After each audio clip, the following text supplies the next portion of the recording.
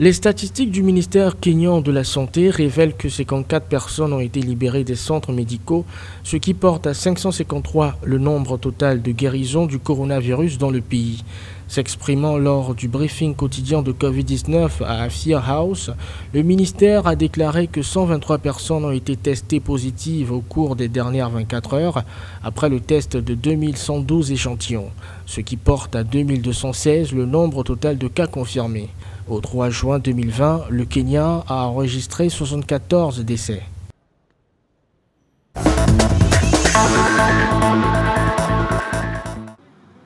La Croix-Rouge du Ghana, en partenariat avec la World Education Incorporated, a fait un don d'équipement médical et de matériel d'études à certaines communautés de la région centrale du pays.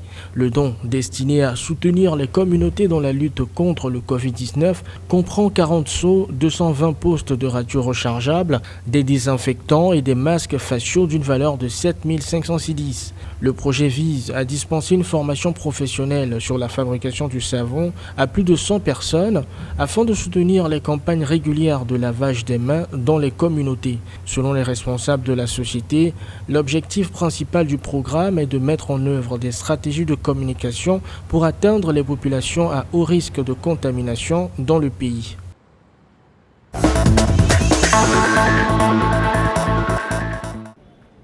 Le Zimbabwe a levé 20 millions de dollars lors de ventes aux enchères de bons du Trésor qu'il utilisera pour lutter contre la pandémie de coronavirus. Cette initiative survient alors que le pays subit une pénurie de nourriture, de médicaments et de devises liées à la crise sanitaire.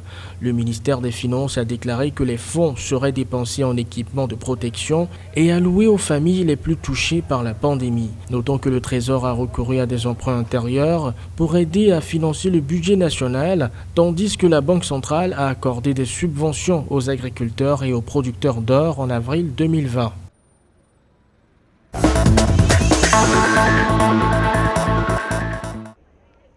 La Banque africaine de développement a approuvé ce 3 juin un prêt de 180 millions d'euros en faveur de la Tunisie pour financer le programme d'appui à la réponse au Covid-19. Le financement a pour objectif de renforcer la réponse sanitaire du pays et d'atténuer les impacts socio-économiques de la crise sur les populations les plus vulnérables. À travers la préservation de l'emploi et la promotion de l'inclusion sociale, l'institution financière envisage de soutenir la relance économique dans le pays.